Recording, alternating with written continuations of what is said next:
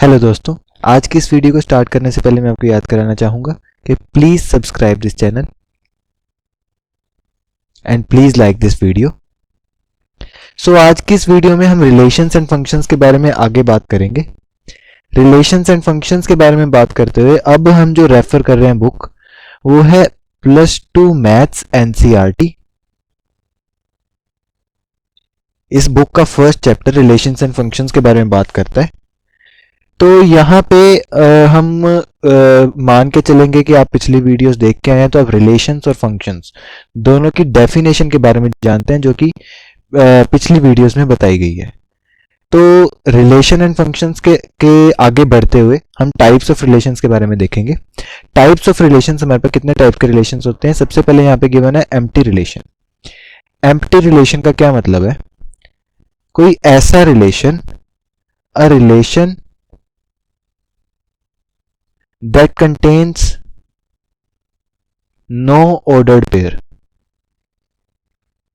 यानी कि जैसे कि हम कोई रिलेशन डिफाइन करते हैं, मान लीजिए R इज इक्वल्स टू, हमने A और B का ऑर्डर्ड पेयर पिक करना है such that A, B both are boys,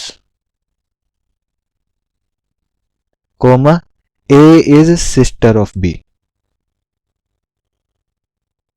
अब ये दोनों कंडीशन साइमल्टेनियसली सेटिस्फाई होनी चाहिए, यानी कि कोई दो एलिमेंट्स ऐसे जो दोनों लड़के हों, दोनों बॉयज हों और दोनों बी ए की सिस्टर हो। उस केस में हमारा जो रिलेशन होएगा वो कोई भी एलिमेंट, कोई भी ऑर्डर्ड पेयर इस रिलेशन को सेटिस्फाई नहीं कर सकता। कोई भी ऑर्डर्ड पेयर इस रिलेशन के अंदर एंटर नहीं करेगा, तो ये एम्प्टी रिलेशन है।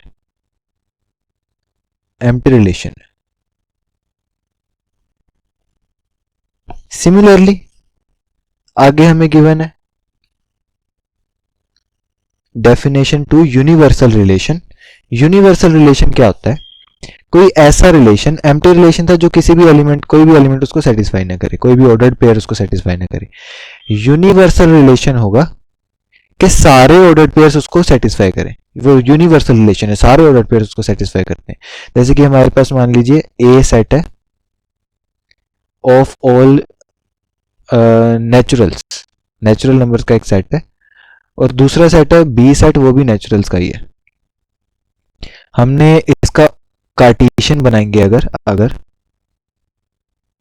तो ऑर्डर्ड पेयर्स उसमें जो आएंगे उनके ऊपर एक ही कंडीशन है कि ए और बी दोनों नेचुरल्स को बिलोंग करते हो।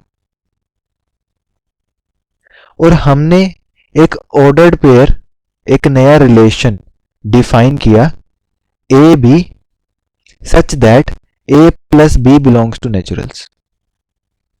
इस केस में अगर हम देखें A और B कोई भी ऑर्डर्ड पेयर, मान लीजिए 1 से शुरू होगा, 1 1 1 2 1 3 1 4, या फिर कोई भी ऑर्डर्ड पेयर जो कि इस कार्टेशियन में बिलोंग करता होगा, उनका सम, दो नेचुरल नंबर्स का सम भी हमेशा एक नेचुरल नंबर होता है। दो ऐसे नंबर्स जो कि 1 से बड़े हैं और इंटीजर्स हैं, उनका सम भी एक 1 से बड़ा नंबर और एक इंटीजर ही आएगा, यानी कि सारे ऑर्डर्ड पेयर्स इस रिलेशन में बिलोंग करेंगे। यानी कि ये रिलेशन खुद हमारे कार्टेशियन प्रोडक्ट के इक्वल है। जो रिलेशन खुद कार्टेशियन प्रोडक्ट के इक्वल होता है उसको हम बोलते हैं यूनिवर्सल रिलेशन, यानी कि वो सारे ऑर्डर्ड पेयर्स को अपने अंदर कैरी करता है। अब यहां पे हमारे पास एक इंपॉर्टेंट डेफिनेशन आती है इक्विवेलेंस रिलेशंस की। यहाँ पे वर्ड यूज नहीं है, अभी स्टेप बाय स्टेप हम उस तक पहुंचेंगे। सबसे पहले हमें एक प्रॉपर्टी बताई गई है, रिफ्लेक्सिव प्रॉपर्टी।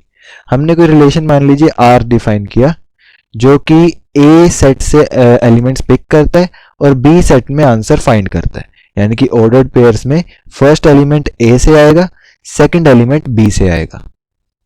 इस केस में अगर हम रिलेशन को इस तरीके से डिफाइन करें कि जो हमारा सेट B है वो सेट A के इक्वल हो, यानी कि जिस सेट में से हम एलिमेंट्स पिक कर रहे हैं, फर्स्ट एलिमेंट पिक कर रहे हैं, उसी सेट में से हम सेकंड एलिमेंट भी पिक करें। जैसे हमारा n to n, r to r, इस टाइप के फंक्शंस होते हैं। a to a कोई फंक्शन हो और उसके अंदर अगर हम कोई एलिमेंट a पिक करें, मान लीजिए हमने कोई एलिमेंट पिक किया 5 और वो खुद से ही रिलेटेड है, यानी कि 5,5 ऑर्डर्ड पेयर को बिलोंग करता है। 5,5 ऑर्डर्ड पेयर हमारे इस रिलेशन को बिलोंग करता है। जैसे कि इसका एग्जांपल देखते हैं। मान लीजिए हमारे पास एक रिलेशन है आर को ऑब्वियसली यहाँ पे जैसे डेफिनेशन है हमने उसको ए टू ए डिफाइन करना है। उसके अंदर ऑर्डर्ड पेयर जाएंगे a comma B such that a comma b दोनों नंबर्स बिलोंग करते हैं नेचुरल्स को। तो ये ऑर्डर्ड पेयर जो है, जो हमारा रिलेशन है वो n टू n हो गया। दोनों जो सेट्स हैं वो हमारे पास सेम हो गए। दोनों सेट्स को हम एक नाम से बुलाते हैं। फर्स्ट सेट को हम बुलाते हैं डोमेन, सेकंड सेट को हम बुलाते हैं रेंज। यानी कि जिस सेट में से हम एलिमेंट्स पिक कर रहे हैं उसको हम अपना डोमेन बुलाते हैं। जिस सेट में हम एलिमेंट्स के आंसर्स को फाइंड करते हैं उसको हम अपनी रेंज बताते हैं कि हम कितनी रेंज तक आंसर्स फाइंड कर सकते हैं। दोनों सेम होने चाहिए, a comma B belongs to naturals. और उसके अंदर हमने एक और लॉजिक लगाया, a plus b is also natural, belongs to naturals. Same set relation है जो भी पहले डिफाइन किया था। इसके अंदर अगर हम चेक करें बाकी एलिमेंट्स भी एग्जिस्ट करेंगे, लेकिन क्या एक एलिमेंट 1 के कॉरस्पॉन्डिंग वो खुद से रिलेटेड है या नहीं। कोई भी एलिमेंट ए जो कि नेचुरल से पिक किया गया है, क्या वो खुद के साथ रिलेटेड है या नहीं। यानी कि अगर हमने ए नेचुरल से पिक किया और दूसरा एलिमेंट भी ए ही हमें मिल सकता है या नहीं। बाकी एलिमेंट्स भी मिलेंगे, ए के साथ कोई और बी भी जुड़ सकता है, लेकिन क्या वो खुद के साथ जुड़ेगा या नहीं। अगर हर एक एलिमेंट, नेचुरल्स का हर एक एलिमेंट खुद के साथ ऑर्डर्ड पेयर बना के इस रिलेशन को बिलोंग करता है, तो इस रिलेशन को हम बोलते हैं रिफ्लेक्सिव रिलेशन। ये खुद की तरफ रिफ्लेक्ट कर रहा है रिलेशन। और इस डेफिनेशन के अंदर ये रिफ्लेक्सिव रिलेशन है। यानी कि 1 plus 1 is an natural number, यानी कि लॉजिक सेटिस्फाइड है। 2 2, 3 3, 4 4, 5 5, 6 6, 7 7, इनफाइनाइट तक जितने भी नंबर्स हैं, सारे नंबर्स इस रिलेशन के इस लॉजिक को सेटिस्फाई करते हैं। अगर सेट में से कोई एक भी ऐसा एलिमेंट मिल जाता है जो कि खुद के साथ रिलेटेड नहीं है, तो ये फंक्शन रिफ्लेक्सिव नहीं होगा। इसी तरह सेकंड डेफिनेशन इस केस में हमें गिवन है सिमेट्रिक डेफिनेशन। सिमेट्रिक का क्या मतलब है? इस केस में हम मान के चलेंगे कि एक ऑर्डर्ड पेयर हमारे सेट को बिलोंग करता है, हमारे रिलेशन को बिलोंग करता है। मान लीजिए हमने एक रिलेशन डिफाइन किया आर सच दैट, उसमें ऑर्डर्ड पेयर्स जाएंगे a comma B such that, मान लीजिए यहाँ पे इक्वालिटी आएगी, इक्वल टू आएगा। मान लीजिए हमने डिफाइन किया ए बी बिलोंग करता है, सेम सेट को बिलोंग करना चाहिए, तो मान लो नेचुरल्स को बिलोंग करते हैं।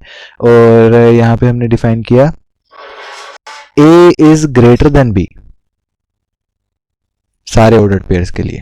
तो यहाँ पे जो ऑर्डर्ड पेयर्स इस सेट के अंदर आएंगे, मान लीजिए ये रिफ्लेक्सिव तो नहीं होगा क्योंकि इक्वालिटी नहीं है, तो यहाँ पे 1,1 बिलोंग नहीं करेगा क्योंकि 1 ग्रेटर देन 1 ये ट्रू नहीं है, तो ये रिफ्लेक्सिव नहीं है। सिमेट्रिक के केस में अगर हम चेक करें, मान लीजिए इस सेट में ए कोमा बी इस ऑर्डर्ड पेयर्स इस रिलेशन को बिलोंग करता है। उस केस में हम डायरेक्टली कह सकते हैं कि क्योंकि वो इस ऑर्डर्ड पेयर को बिलोंग करता है तो इस लॉजिक को सेटिस्फाई करता होगा, यानी ए इज ग्रेटर देन बी। उस केस में क्या हम कह सकते हैं, बी कोमा ए भी इस सेट को बिलोंग करता होगा। बी कोमा ए के केस में अगर बी ए भी इस सेट को बिलोंग करता होगा तो बी भी ए से बड़ा है।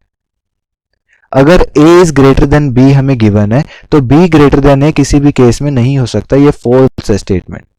यानी कि अगर a कोमा b इस रिलेशन को बिलोंग करता है तो उसका अपोजिट, उसकी सिमेट्रिक काउंटर पार्ट हम कह सकते हैं, या सिमेट्रिक अपोजिट हम कह सकते हैं। a कोमा b के लिए b कोमा a उसकी मिरर इमेज, वो इस सेट को बिलोंग नहीं करेगी। अगर नहीं करेगी तो वो सिमेट्रिक नहीं है। तो एक एग्जांपल देख लेते हैं जो कि सिमेट्रिक होगा, जो हमने पीछे डिफाइन किया था अभी रिलेशन, वो सिमेट्रिक रिलेशन है। कैसे? वहां पे डेफिनेशन में जो लॉजिक था वहां पे एक ये बात थी कि a B belongs to naturals और a plus b is also natural number. उस केस में अगर ए कोमा बी कोई भी ऑर्डर्ड पेयर इस रिलेशन को पहले से बिलोंग करता है, मान लीजिए कोई बिलोंग करता है, कोई भी कर सकता है, 1,1 करेगा, 1,2 करेगा, कोई भी कर सकता है। उस केस में हम डायरेक्टली कह सकते हैं कि 2,1 भी करेगा। अगर 1 2 है तो 2 1 भी होगा, अगर ए बी है तो बी ए भी होगा। इस केस में ये ट्रू है, मतलब अगर a प्लस बी एक नेचुरल है तो b प्लस ए भी एक नेचुरल नंबर ही होगा, यानी कि इस केस में ये सिमेट्रिक है, सिमेट्री सेटिस्फाई कर रही है। सिमिलरली एक डेफिनेशन आगे हमें गिवन है ट्रांजिटिव। ट्रांजिटिव डेफिनेशन के अंदर क्या है, यहां पे हम मान के चलेंगे ट्रांजिटिव में कि दो एलिमेंट्स हमारे रिलेशन को पहले से सेटिस्फाई करते हैं। रिलेशन मान लीजिए हमारे पास कि जो हमने अभी लास्ट डिफाइन किया है, a comma B such that A B belongs to naturals, same set pick करना है हमने, और a is greater than b। इस केस में हम मान के चलेंगे, मान लीजिए कोई ए बी इसको बिलोंग करता है और कोई बी सी भी इसको बिलोंग करता है। क्योंकि ए बी इसको पहले से हम मान के चल रहे हैं कि बिलोंग करता है, ये इसको चेक नहीं करना हमने। अगर ये बिलोंग करता है तो हमें फिर इससे डायरेक्टली पता लग जाता है कि ए बी से बड़ा है, a is greater than b. Similarly क्योंकि बी सी बिलोंग करता है तो b is greater than c. उस केस में क्या हम कह सकते हैं कि ए सी बिलोंग करेगा या नहीं करेगा? ए सी के लिए चेक करना है हमने। ए सी के लिए अगर चेक करें तो यहां पे केस बनता है कि a must be greater than c to satisfy this condition, और ए बी से बड़ा है। इस केस में अगर तीनों को इकट्ठा रखें तो ए बी से बड़ा है तो ए सी से भी बड़ा है, यानी कि ए इज ग्रेटर देन सी, तो ए सी भी इस रिलेशन को बिलोंग करेगा। यानी कि अगर हमारा फर्स्ट एलिमेंट किसी सेकंड एलिमेंट के साथ रिलेटेड है, हमारा फर्स्ट एलिमेंट किसी सेकंड एलिमेंट के साथ रिलेटेड है और सेकंड एलिमेंट किसी थर्ड एलिमेंट के साथ रिलेटेड है, ये डायरेक्टली हमें ये बताता है कि फर्स्ट एलिमेंट थर्ड के साथ रिलेटेड है। इस केस में इस रिलेशन को हम ट्रांजिटिव बुलाते हैं। इसका अगर हम कोई और एग्जांपल देखें जो कि ट्रांजिटिव नहीं होगा, तो हम एक रिलेशन डिफाइन करते हैं आर सच दैट, उसमें ऑर्डर्ड पेयर जाएंगे, R equals to ordered pairs such that A is equals to B square, also A comma B belongs to real numbers. इस केस में मान लीजिए कोई ए बी से रिलेटेड है, या फिर हम नंबर्स के साथ इसको एग्जांपल को अगर देखें, मान लीजिए 2 जो है वो 4 से रिलेटेड है, 2 इज इक्वल्स टू 4 2 से रिलेटेड है, 4 इज इक्वल्स टू 2 का स्क्वायर, यानी a is equals to b का स्क्वायर, 4 इज इक्वल्स टू 2 का स्क्वायर, यहां पे b की वैल्यू 2 पुट करेंगे, 2 का स्क्वायर 4 आ जाएगा। Similarly 2 is equal to root 2 का स्क्वायर, रूट 2 भी r को बिलोंग करता है। तो 4 2 से रिलेटेड है, a b से रिलेटेड है और b c से रिलेटेड है, 2 रूट 2 से रिलेटेड है। क्या 4 रूट 2 से रिलेटेड है? यानी कि क्या रूट 2 का स्क्वायर 4 आता है? नहीं आता जी, नहीं आता है। इस वजह से ये ट्रांजिटिव नहीं है, क्योंकि 4 कोमा रूट 2 बिलोंग नहीं करेगा। इस केस में ट्रांजिटिव नहीं है।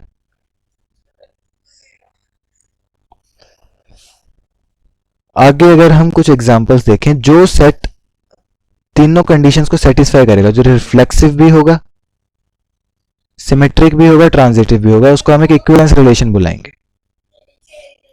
आगे हमें कुछ एग्जांपल्स गिवन है यहाँ पे, जैसे कि let L be the set of all lines in a plane.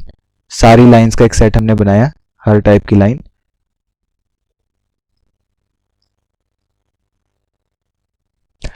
और भी कई सारी हो सकती हैं।